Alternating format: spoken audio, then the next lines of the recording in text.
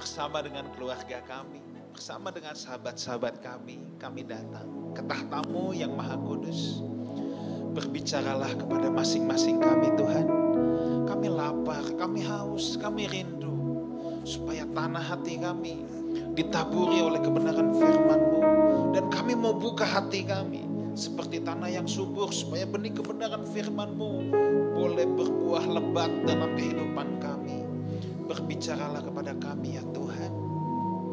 Bapa dalam surga, hamba-Mu berdoa, kiranya apa yang menjadi isi hati Bapa saja yang dilepaskan di tengah-tengah kami. Roh Kudus, Engkau guru kami yang agung, roh hikmat dan roh wahyu, turun ke atas kami semua, supaya kami boleh memahami apa yang menjadi kebenaran firman-Mu. Terima kasih Tuhan, terima kasih. Hanya di dalam nama Tuhan Yesus, semua umat Tuhan yang lapar dan haus, sama-sama saya katakan, amin. Silakan duduk. Thank you Praise and Worship Team. Saya percaya kita semua sangat diberkati Tuhan. Saudara, pada pagi hari ini kita kedatangan not a special guest, tapi saya tidak katakan tamu karena beliau adalah seorang sahabat, seorang kokoh juga untuk saya. Ya, so Lifehouse Family, ayo kita welcome Pastor Andi Cokro.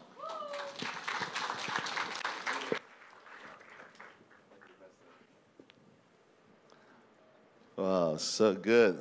Semua katakan shalom. Wah, hadirat Tuhan kuat banget ya. Bisa kita just 30 seconds, just close your eyes, tutup matamu. I just feel the love of Jesus has come to this room. Karena firman Tuhan berkata, kecap dan lihatlah betapa baiknya Tuhan. Satu ajakan untuk merasakan sendiri. Kita gak bisa minta istri kita yang mengecap, yang melihat. Come, taste and see how good God is. Thank you Lord. Just want to feel your goodness. Urapi kami semua. Dalam nama Yesus. Yang siap dengar firman Tuhan katakan. Amen, amen. Well, nama saya Andi Cokro. Tuhan percayakan saya melayani di GBI Growth Center Church. Ada di Gandaria City. Cuma satu jalan sama saudara sama. Dan excited sejak 2015 Tuhan panggil saya untuk jadi full time meninggalkan perusahaan. I'll still serve as commissioners di grup, tapi saya full time melayani Tuhan dan Tuhan percayakan church is growing. Saya dan Lia, istri saya dan 3 anak saya, we serve together untuk melayani Tuhan. Terima kasih Pastor Wigan, terima kasih Pastor Ruli for an honor untuk bicara di komunitas ini. Dan saya nggak nyangka dalam beberapa bulan you guys growing this much. Saya percaya it must be Holy Spirit. Katakan amin. Berikan tepuk tangan buat Tuhan. Haleluya. Saya suka sekali tema saudara, purpose of family. Saya percaya that's so powerful. Karena bukan lagi rahasia. Orang banyak yang sukses melayani, banyak keliling dunia, tapi keluarganya hancur. Waktu dulu saya melayani youth, dedicate myself for next generation. Satu titik anak-anak saya sudah mulai jadi youth juga. On that time saya bilang I have to serve my youth first. Saya harus melayani saya punya youth sendiri, yaitu anak-anak saya di rumah. Ya, setiap kali saya khotbah anak-anak saya kalau masih maju altar call waktu itu, saya masih safe. Kalau mereka waktu di meja makan, they still understand apa yang papanya bicara. Karena sering kali gak gampang bagi hamba Tuhan bicara depan orang tuanya, depan anaknya, depan istrinya, atau di orang-orang seisi rumahnya. Dan saya gak mau waktu saya bicara depan gereja justru yang pahit anak-anak saya, yang pahit istri saya. Tapi saya percaya I love this community, saya suka komunitas ini, kita percaya bukan hanya keluarga demi keluarga, but we become a family of God yang saling mengasihi satu dengan yang lain. Saya akan memberikan judul khotbah saya adalah Saving Your Jerusalem. Selamatkan dulu Yerusalem kamu. Kisah 1 ayat 8, kamu akan menerima kuasa. Everybody shout, kuasa. Kalau Roh Kudus turun ke atas kamu, menjadi saksiku di Yerusalem, Yudea, Samaria sampai ke ujung bumi. Untuk terima kuasa Roh Kudus. Wow, gereja Pantai Costa, gereja karismatik, we love the word power. Karena kita pikir, wah ini kuasa. Semua orang suka kuasa. Apalagi sebelum 2024, banyak mau jadi penguasa. Ya kan? Banyak orang sikut kiri kanan untuk dapat kuasa. Dan dunia suka kata ini. Orang-orang Kristen suka sekali dapat kata kuasa. Roh Kudus turun ke atas kamu dapat power itu. Tapi Tuhan bilang ini belum selesai. Jangan quote ayat setengah-setengah. Karena kuasa itu akan membuat kita menjadi saksi. Saksi ini adalah display showroomnya Tuhan, etalasenya Tuhan. And come on church, kenapa Republik ini cuma stuck aja orang Kristen segitu persen. Saya nggak bilang majority minority di sini. Tapi saya percaya is something wrong with the church. Kalau memang displaynya bagus, etalasenya bagus, saya percaya orang gampang kenal Yesus. Tapi gereja, mungkin diikutin aja ya. Saya nggak biasa klik-klik, mungkin diikutin aja nggak apa-apa ayat-ayatnya, tolong media. Tapi kenapa gereja hari-hari ini menjadi hanya kepompong, banyak di dalam tetapi tidak jadi efek di kiri kanannya karena kita hanya menjadi jemaat bukan saksi. Saksi is ambassadors, duta besar yang membawa berita itu. Tapi katakan jadi saksi dulu pertama di Yerusalem, Yudea, Samaria sampai ke ujung bumi. Jangan mimpi dulu sampai ke ujung bumi, proses. Let's save Jerusalem. Banyak scholars menerjemahkan Yerusalem adalah the inner circle yang paling dekat dengan engkau. Your own community yang ketemu dengan engkau. Orang-orang yang tinggal dengan engkau. Yang mengerti luar dalamnya engkau. Yang mengerti sifat aslinya kamu. Dan Tuhan katakan bawa kuasa itu untuk menjadi saksi buat orang-orang di sekitar engkau. Warren Miller membuat satu report, satu survei di Amerika.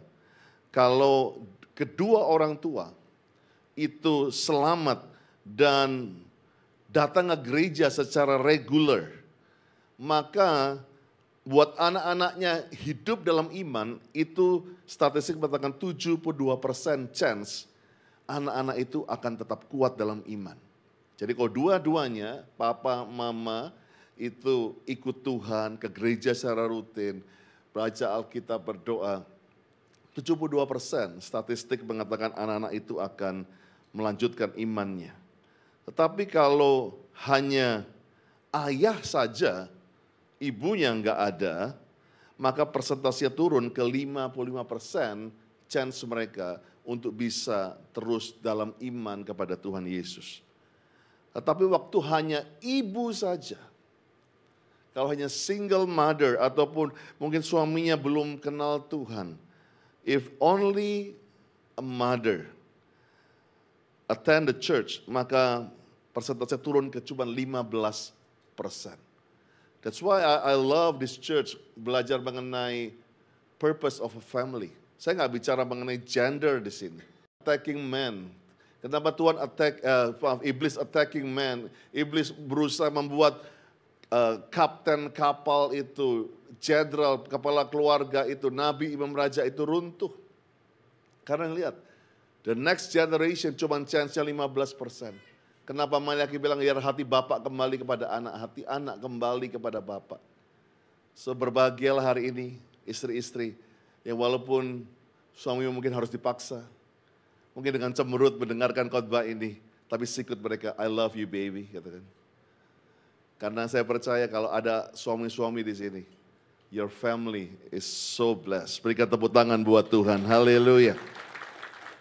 Bahkan Yosua sendiri sebagai seorang yang dipakai Tuhan luar biasa. Tadi pujiannya kita udah nyanyikan, Yosua 24 ayat 15. Tapi jika kamu anggap tidak baik untuk beribadah kepada Tuhan, pilih pada hari ini pada siapa kamu beribadah, Allah yang kepada nenek moyangmu beribadah di seberang sungai Efrat, atau Allah orang Amori yang negerinya kamu diami ini.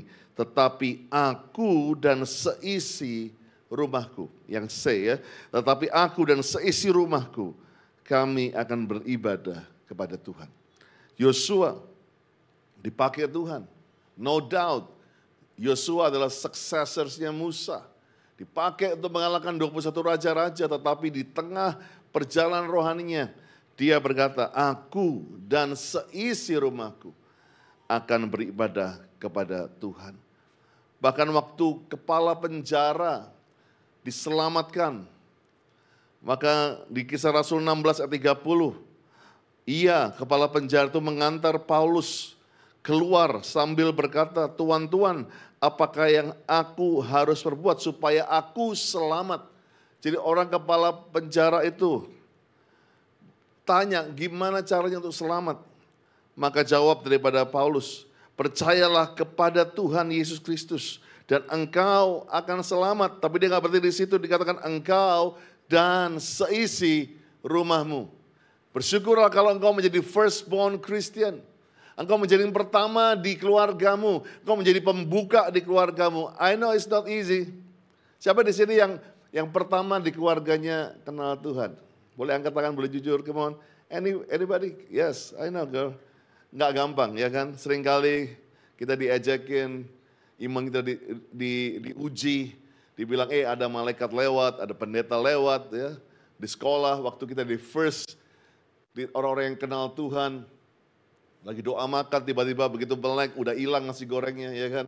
We experience that, gak mudah, tapi saya percaya seperti kepala penjara ini tanya, gimana aku mau selamat? Kamu percaya kepada Tuhan, kamu selamat, tapi bukan hanya engkau dan seisi keluargamu akan diselamatkan. Tapi let's agree with me, gak gampang, katakan gak gampang. Kalau khotbah, dan buat saya katakan it's not easy. Khotbah di depan orang-orang strangers is so easy. You can just be pretending, kamu bisa pura-pura jadi malaikat. You can be just, you look good. Tapi keluargamu menjadi orang yang tahu kamu dari baby. Sebelum kamu besar. Kecuali dari baby kamu udah bahasa roh. Dari baby kamu udah punya urapan begitu ya. It's different. You Jesus dari kecil pun raja-raja udah sujud. But you know us, dari kecil udah ngeselin, bisa ngambek, bisa apa. So untuk bicara dengan Yerusalemmu, dengan orang-orang yang kenal kamu dari kecil, mereka bilang, come on. Anak apa sih lu baru tahu gede aja mau ngomongin gua. Who are you? I know you. Sampai jeroan-jeroannya gua tahu lo. Emang gak mudah. Sekali katakan tidak mudah. Tapi tidak mudah bukan berarti tidak mungkin. Karena Tuhan mau selamatkan engkau dan seisi rumahmu. Markus 6 ayat 1-6 yang saya akan bawa hari ini adalah kisah Yesus sendiri di keluarga besarnya. Di kampung halamannya. Dan saya tahu Yesus excited untuk pulang. Dia lagi dipakai Tuhan. Nama Yesus lagi famous waktu itu. Everybody love Jesus. Mujizatnya luar biasa dan dia excited, oke, gue akan pulang. Dia harapkan bahwa justru sambutannya lebih hangat di kampung halamannya. Apalagi ini di depan sepupu, om, tante, keluarga besar semua. Dia begitu looking forward untuk bicara di situ. Tapi let's baca satu-satu ayat 1. Kemudian Yesus berangkat dari situ, tiba di tempat asalnya. Sedang murid-muridnya mengikuti dia. Pada hari Sabat, ia mulai mengajar di rumah ibadat dan jemaat yang besar takjub ketika mendengar dia. Wah, jadi takjub. Betul, mereka mau bilang, ini dahsyat nih anak. Dan mereka mulai berkata, dari mana diperoleh semua itu?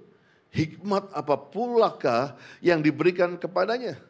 Dari mujizat demikian, bagaimana dapat diadakan oleh tangannya. Jadi mereka takjub.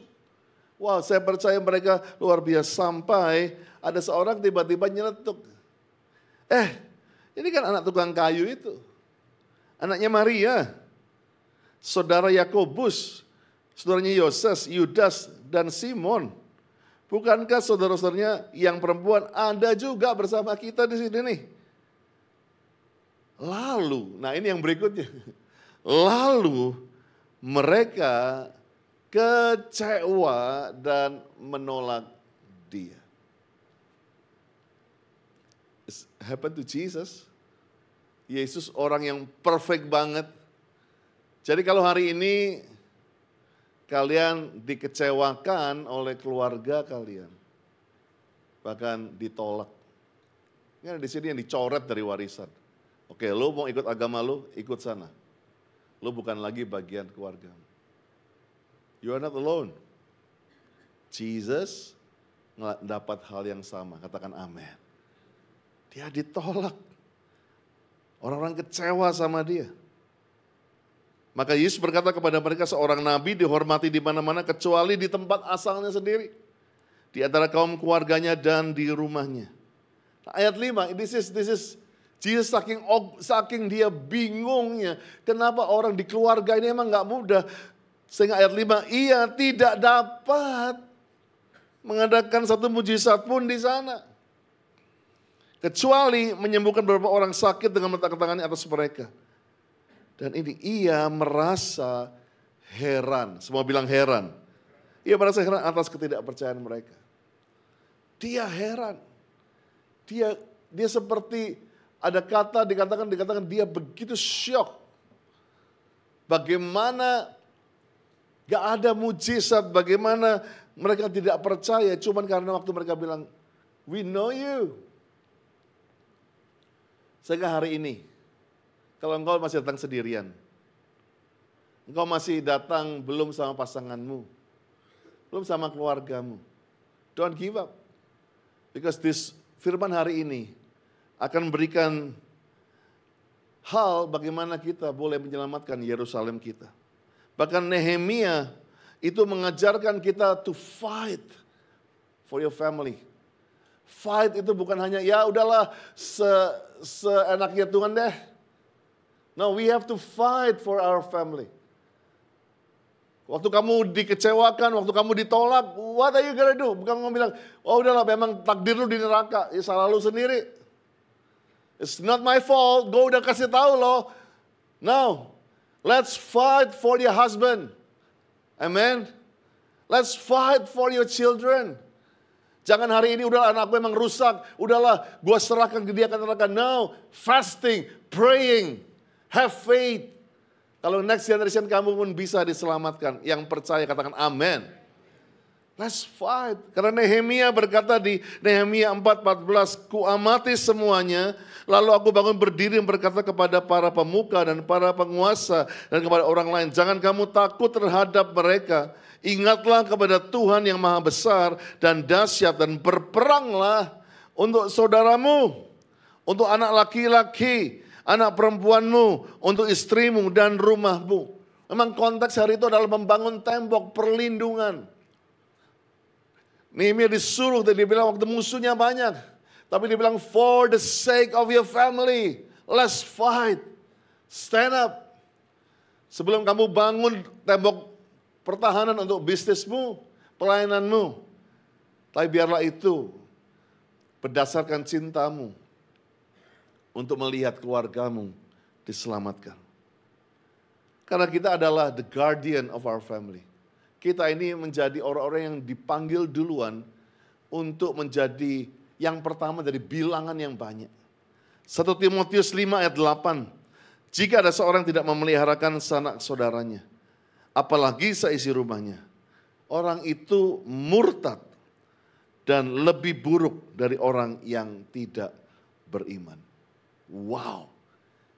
Kalau saya baca ini kayak digaplok bener, dikatakan kalau ada orang yang gak care sama sanak saudaranya, apalagi seisi rumahnya, dia disamakan dengan murtad.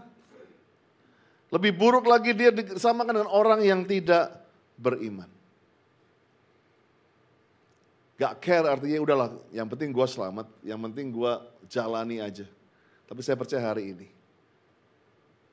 saya tahu gak mudah, gak gampang untuk menyelamatkan keluarga sendiri. But don't give up. Saya tinggalkan ini 2 powerful tools, 2 senjata yang dahsyat untuk menyelamatkan Yerusalemmu. Yang pertama, your transformation story is powerful. Cerita perubahan, katakan perubahan. Lebih keras, perubahan. Itu dahsyat.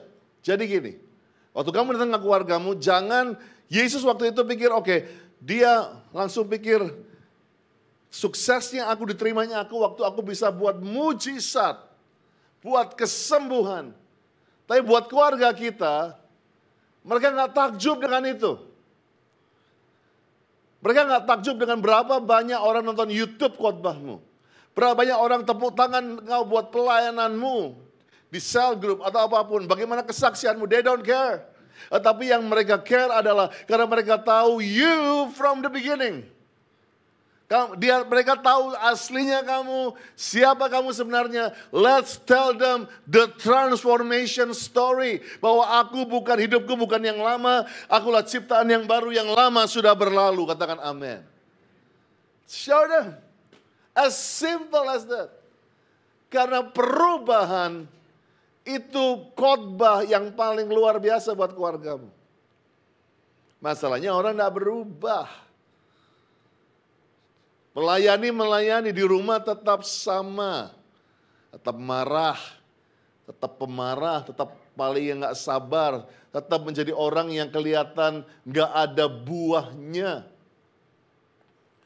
Tapi kalau saya percaya, bahkan dikatakan kamu dikenal murid-muridku kalau engkau berbuah banyak. Ada buahnya enggak? Ada perubahannya? Atau kamu cuman kering dan orang bilang, wah dia mah sama aja. Dia enggak berubah. Markus 5 ayat 19. Bahkan waktu orang Gerasa itu begitu on fire. Oh, dari seorang yang diselamatkan Tuhan. Yang pertama dia dibuang sama keluarganya di kuburan. Karena punya 1000 roh jahat. Bahkan dirantai oleh orang yang datang. Waktu dia selamat, dia excited, dia bilang, Jesus, I want to serve you. I want to follow you. Dia langsung bilang, oke, gue mau tinggalin semuanya. Gue mau jadi muridmu. Tuhan bilang, no. Dikatakan Yesus tidak memperkenankannya. Tapi ia berkata kepada orang Gerasa itu, pulang ke rumahmu, kepada orang sekampungmu, beritahukan kepada mereka segala sesuatu yang telah diperbuat Tuhan atasmu. Bagaimana ia telah mengasihani engkau. Your transformation story. Dan saya percaya seisi kampung itu gak perlu dikhotbahin. Istrinya mungkin lagi masak, terus anaknya bilang, Mama itu ada orang kayak papa di pintu. Lu jangan bercanda, papa lu udah hilang. Papa lu itu udah 1000 roh jahat, dia udah gak mungkin, dia udah ditentukan masuk neraka. Ini beneran beneran ada di pintu. And if the wife say, suaminya pulang, waras, bahkan mungkin penuh Roh Kudus, penuh dengan kasih Yesus, ada kemuliaan Yesus yang muncul di situ. Saya percaya itu nggak perlu disuruh altar call, serumah itu terima Yesus right away. Masalahnya kita begitu so strong in agamawi, tapi kita tidak bisa memperlihatkan Yesus kepada keluarga besar kita. Perubahan. Maka minta Tuhan izinkan aku berubah. Ada cerita-cerita perubahanku. Masalahnya banyak kita. Waktu kita berubah, kita bilang ini caranya aku menunjukkan. Dulu aku dianggap remeh karena aku miskin di rumah tangga, di keluarga besarku. Sekarang aku dia Kristen, aku kaya. Sekarang I want to show them how good I am. Yusuf perlu ngalamin proses. Sebetulnya proses yang paling gak mudah buat Yusuf adalah mengampuni keluarganya. Dia lewat semua ujian tapi dia harus sampai 13 tahun di penjara supaya waktu dia ketemu kakak-kakaknya dia gak bilang penggal. Ini di biang keroknya tapi dia bilang kamu. Dipeluk, dikasihani. Perubahan itulah yang mau Tuhan tunjukkan kepada keluarganya selama 13 tahun. Karena 17 tahunnya Yusuf, dia begitu punya urapan. Dia begitu dapat favor semuanya, nubuatan hanya buat dia. Everybody knows dia adalah dia yang paling dikasihi Tuhan di situ. Tapi itu membuat mereka justru cemburu. Tetapi the story of transformation always powerful. Bahkan Yohanes 4 ayat 28, semua tahu ceritanya bagaimana wanita Samaria yang terkenal di kota itu pezina. Tapi Yohanes 4:23 menjadikan dia penyembah benar. Dan transformation story wanita ini. Di Yohanes 4:28, maka perempuan itu meninggalkan tempayannya di situ. Meninggalkan tempayan adalah dia bawa tempayan itu karena dia haus. Dia haus akan kasih, makanya 5 suaminya, bahkan dia punya simpenan. Dia haus akan sesuatu yang jiwanya, tapi agar ditinggalkan, ada perubahan di situ. Hidupnya berubah, selalu dia haus. Maka waktu dia ketemu dengan Tuhan, sumber air itu, pergi ke kota dan berkata kepada orang di situ, mari lihat, di sana ada seorang mengatakan kepadaku, segala sesuatu yang telah aku perbuat. Mungkinkah dia Kristus itu? Maka mereka pergi keluar kota lalu datang kepada Yesus. Katakan amin. Kau bisa main musik untuk maju ke depan. I'm gonna finish with this. Dan saya percaya transformation itu powerful. Orang di kota itu pagi masih lihat wanita ini as pezina. Dikenal di situ. Kenapa dia cari air siang-siang? Karena dia udah males ngelawan gosip emak-emak pagi-pagi yang cari air. Waktu dia datang mungkin mereka nyinyir, mungkin apa. Dia datang siang. Dia udah tahu dia nggak mungkin jadi berkat. Tapi Yesus berubah dia. Dan waktu dia berubah, walaupun cuma sehari, tapi sampai orang tuh bisa detect perubahan. Orang bisa melihat perubahan waktu dia pulang ke kota itu, dia bilang, man, you have to go out. Ini orang ini dahsyat, baru dia ngomong gitu aja. Tapi saya percaya orang itu melihat bukan aura, tapi ada pengurapan, ada muka yang berubah. Bahkan how dia bicara berubah. Orang-orang gak perlu lama tuh keluar, datang kepada Yesus. What is your transformation story? Mulai lihat, aku ini bawa cerita perubahan, karena justru saya melayani banyak next generation ya. Banyak yang aktif di gereja, tapi di rumah malah jadi batu sandungan. Di gereja you're so full of Holy Spirit, tapi di rumah kamu tetap jadi anak yang gak pernah jadi berkat buat orang tua. Kamu gak pernah berdoa buat orang tuamu. You never change, you always late. Kamu malas di rumah, kamu gak bantuin mereka. That's why your parents gak pernah kenal Tuhan. Karena bilang ngapain? Kita dibilang munafik. Karena kita begitu melayani dari orang Kristen, wah begitu angkat tangan, begitu holy, tapi di kerjaan kita orang nggak lihat perubahan, satpam kita nggak lihat perubahan, supir kita. Tanya paling gampang lihat itu supirnya. Saya tanya sama supir saya selalu bilang jemaat, tanya supir saya, kalau saya ini munafik atau enggak. Cek, kalau sampai iya, saya akan minta maaf sama dia. Tanya pembantu di rumah. 3 pembantu saya, asisten rumah tangga saya, semuanya jemaat saya. So hard untuk khotbah di depan asisten rumah tangga sendiri yang jemaatmu. Karena mereka bisa bilang, pret gitu. Kalau nggak bener. Mereka bisa bilang, gua tahu ini kalau lapar kayak monster gitu ya kan. Gua tahu ini bohong. Mereka tahu loh. Tapi saya mengucap syukur setiap kali saya di rumah, ada asisten rumah tangga bilang, Pak, bisa nggak Bapak doakan seperti Bapak doakan di gereja tadi? And they know that the transformation story is powerful. Saya boleh kesaksian dikit ya. Sebelum saya bermimpi untuk jadi hamba Tuhan, keluarga kami tuh nggak punya mimpi. Papa saya itu pengusaha yang gampang stres waktu itu. Dan dia jatuh dalam kecanduan obat tidur, stres berat, dan keluarganya semua dibesarkan dari penyembahan berhala. Tapi my mom adalah orang yang pertama datang ke Tuhan, diselamatkan. Nggak langsung, dia baca semua ayat itu, aku dan seisi keluarga aku, I will fight for the family. Dia begitu pump up, tapi 7 tahun nothing happen. Setiap pagi dia harus bohong sama mertua, dia bilang ke pasar, tapi ada Alkitab di bawah, dia ke gereja sembunyi-sembunyi. Bukan di gereja kayak kita kayak gini yang well Holy Spirit, but bangku kayu, gereja yang nyanyikan himne Kidung Agung.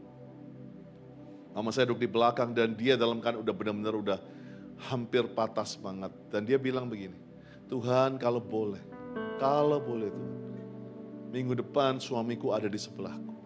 Kalau boleh Tuhan, aku udah gak kuat bohong. Dan dilihat anak-anaknya semua raise up dengan penyembahan berhala, perzinahan yang menjadi display di rumah tangga kami. Senin, nothing happen. Selasa, nothing happen. Rabu, mama saya bilang malah papa saya itu menambahkan dosis obat tidurnya dia, makin stres. Thursday, nothing happen. Jumat, nothing happen. Nah papa saya itu saking stresnya dia punya akuarium besar. Jadi tiap malam dia liatin akuarium, dia bilang how free the fish. Dia enjoy it, dia bangun besar banget. Bukan akuarium yang kayak kaca, tapi dia pakai bangunan permanen begitu. Dan setiap Sabtu papa saya itu membersihkan sendiri akuarium. Dan waktu dia bersihin, tangannya di dalam air, nggak sengaja sikunya ini kena kabel listrik yang kebuka sedikit. Waktu dia tempel itu, badannya menjadi medium listrik ke air. Nah saudara, tiba-tiba ratusan liter itu menjadi magnet listrik. Dan surface, permukaan air itu menjadi seperti silat karena semua listrik di situ. Ayah saya ditarik ke dalam dan dia tangannya berdarah di sini karena dia fighting supaya dia nggak ketarik. Dan dia tahu cuman masalah waktu kuatnya dia. Begitu dia nggak kuat, dia ketarik, dia akan mati. Dia udah tahu banget karena dia engineers. Dia tahu dia udah nggak bisa teriak karena saking shocknya itu dia. Dan dia udah bisa lihat dia akan mati. Sebentar lagi mayatnya akan dinangisi anak dan istrinya. Dia udah bisa lihat itu.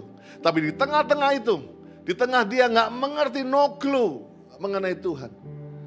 Tapi dia tahu istrinya itu suka sembunyi-sembunyi. Dia tahu, tapi dia pura-pura nggak tahu aja. Sembunyi ke gereja. Di tengah itu, di tengah dia udah mau give up. Papa saya teriak dengan keras, Tuhannya mamaku, tolong. Dia nggak bilang Tuhan Yesus. Tapi Tuhannya mama, dia panggil istrinya itu mama. Tuhan mama, tolong aku. And Jesus gak pernah kesinggung mau dipanggil Tuhan yang engkong kek, mau dipanggil Tuhannya tetangga kek. He come and save my father. Ayah saya kelepas tiba-tiba dia bilang what's happened. Dia lepas. Memang berdarah, tangan masih ada bekas lukanya sampai sekarang. Sebagai peringatan buat dia. Waktu dia masuk ke kamar, kita kaget dia tangannya berdarah. Tapi buat mama saya hampir pingsan waktu dia bilang, can I go to the church tomorrow? Bisa gak ikut kamu ke gereja besok? Mama saya bilang, what? Lebih shock daripada lihat darah itu, tapi dia lihat waktu papa. Dan itulah journey, emang gak langsung papa saya harus mengalami proses. Tapi saya masih ingat 15 tahun yang lalu waktu papa saya di sekolah di Amerika dan 20 tahun yang lalu actually. Waktu papa saya mau dilantik jadi pendeta. Beliau adalah wakil gembala daripada Pak Niko. Dan waktu dia dilantik dia telepon saya, Dek, papa mau jadi pendeta. And I was crying. Because kita gak pernah mimpi satu keluarga melihat ayah saya akan jadi pendeta. Tapi saya percaya, start with one. You will save everyone. Satu orang menyelamatkan setiap orang. And number 2, I'm gonna finish with this. Your love is powerful. Kalau kamu tahu bahwa kamu melakukan ini karena kasih. Kasih, nggak pernah gagal bro. If you do this with love, bukan karena balas dendam. Bukan karena, okay, I'll prove it you wrong. Karena banyak orang kepingin menginjil, tapi okay, gue mau buktikan bahwa iman lu salah, gue yang benar. Forget about it. Kalau kamu save your family, love is powerful. That's it. Jangan berdebat, jangan tunjukkan kekesalanmu, just love them. But. Gak deh. Mungkin kalau seperti Yunus yang Tuhan bilang go to Nineveh. Tapi Yunus pernah patah semangat.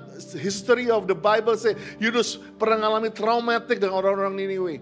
Untuk love them, no way.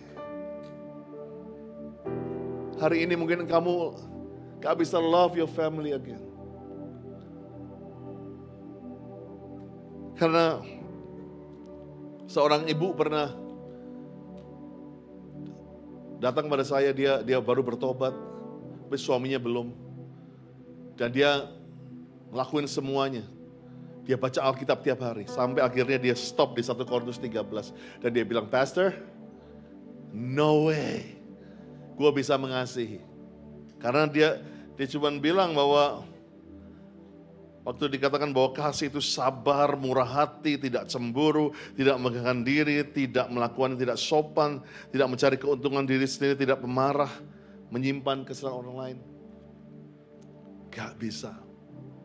Saya gak bisa itu. Tapi waktu saya bilang, kita gak bisa. Tapi makanya dia bilang, I am love, aku adalah kasih. Maka saya bilang, ajarin ibu ini, mulai baca 1 Korintus 13 dengan mengganti kata kasih dengan Jesus. Yesus itu sabar. Waktu dia ngomong itu dia mulai meneteskan air mata. Yesus itu murah hati. Yesus gak cemburu. Yesus tidak memegahkan diri, tidak sombong, tidak menyimpan kesalahan orang lain.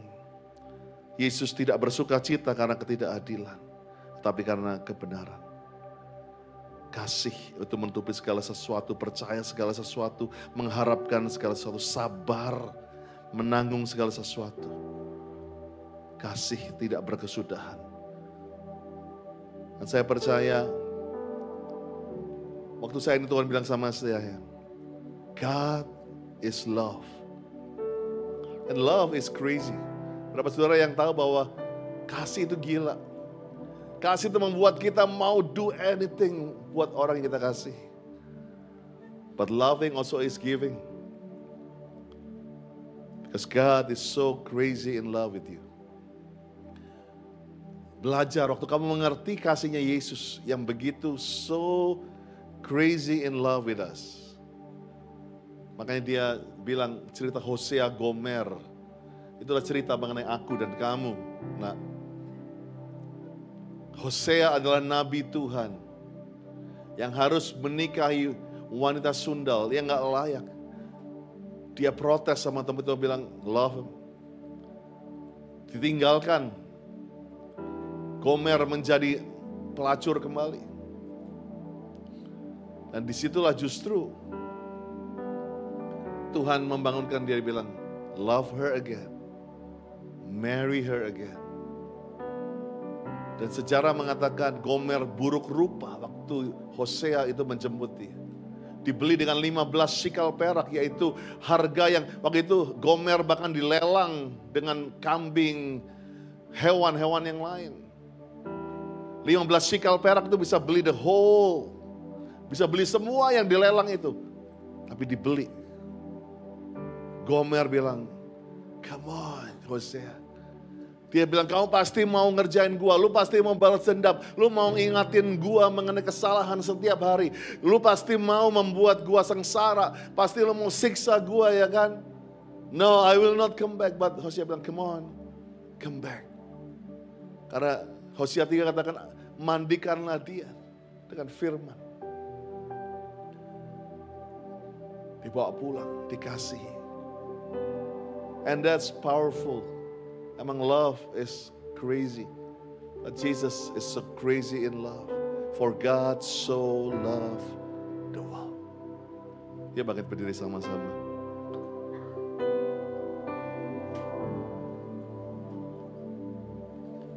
Biar Roh Kudus bicara sama kita hari ini. Kita akan nyanyikan pujian yang tadi kita nyanyikan bersama keluargaku. Aku akan melayani Tuhan. Tapi hari ini, waktu kita nyanyi pujian ini, I want you to release forgiveness.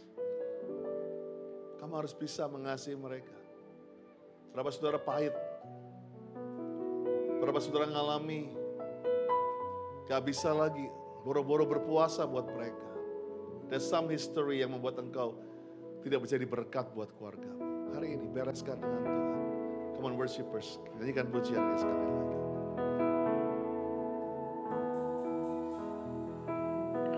Di hadiratmu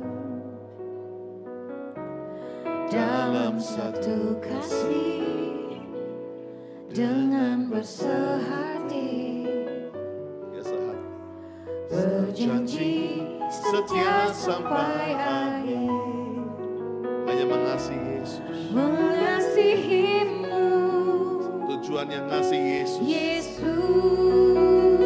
Jadi Tuhan bersama Keluargaku melayani Tuhan, bersatu selamanya mengasihi Engkau. Tiada yang dapat melebihi kasih-Mu ya Tuhan.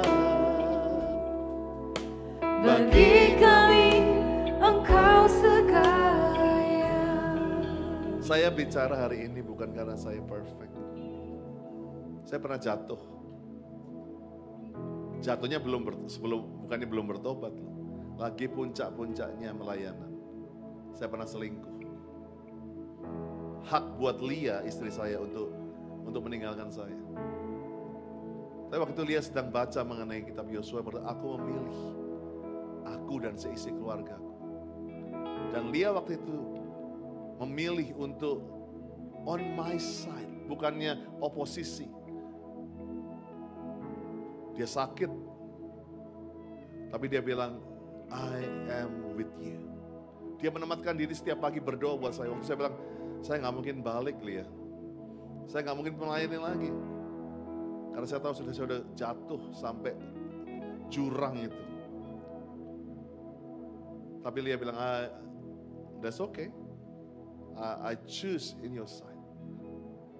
Dan buat saya seorang hamba Tuhan yang lagi pahit waktu pada diri sendiri, pada keadaan, pahit sama Tuhan, kenapa lu let me do this, kenapa gua jatuh. Tapi melihat perubahan istri saya yang harusnya dia bisa marah dan komplain dan nyalain saya, tapi dia milih untuk to love me. And that heals me. Dia itu sampai hari ini gak pernah ungkit kisah itu satu kali pun. Dia bilang, I'm stand with you. Setelah kamu udah minta ampun sama Tuhan, kamu udah bereskan, saya masuk masa sabatikal selama 2,5 tahun. Lia stand with me. Saya percaya hari ini, kalau kita diizinkan menjadi lemah, suami istri, waktu suamimu lemah justru engkau harus semakin kuat. Kuatkan dia. Dan biarlah hari ini engkau jadi pasangan yang seimbang. Bukan hanya seiman perlu, tapi seimbang itu perlu. Well, hari ini tutup matamu sebentar, I just have 2 minutes. Kalau ada di sini yang saudara berkata, aku lagi struggle sama keluargaku. Aku lagi struggle, aku lagi perlu kekuatan untuk bisa jadi berkat buat keluargaku. Kalau ada di sini, boleh gak angkat tangan, saya ingin berdoa buat saudara. Ada di sini, puji Tuhan. Puji Tuhan, puji Tuhan. Yes, I saw your hand, brother. Belakang, yes, I love you, love you, love you. Oh, banyak banget di belakang. Yuk semua tutup mata hari ini. Saya tahu Yesus saja heran kalau dia ditolak. 2 hal ini, buktikan perubahanmu. And love never fail.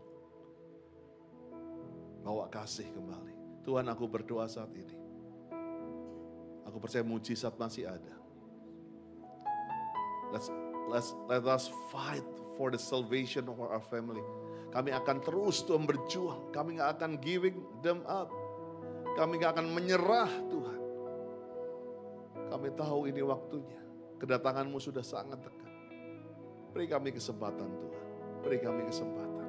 Beri kami kesempatan. Aku berdoa Roh Kudus, Kau yang menyembuhkan setiap roh penolakan, setiap akar-akar pahit, setiap akar-akar dikecewakan di dalam nama Yesus. Ajar kami bisa mengasihi mertua kami kembali, mengasihi orang tua kami kembali, anak-anak menerima anak kami kembali. Bahkan suami kami yang sudah mengecewakan kami atau istri kami yang sudah meninggalkan kami.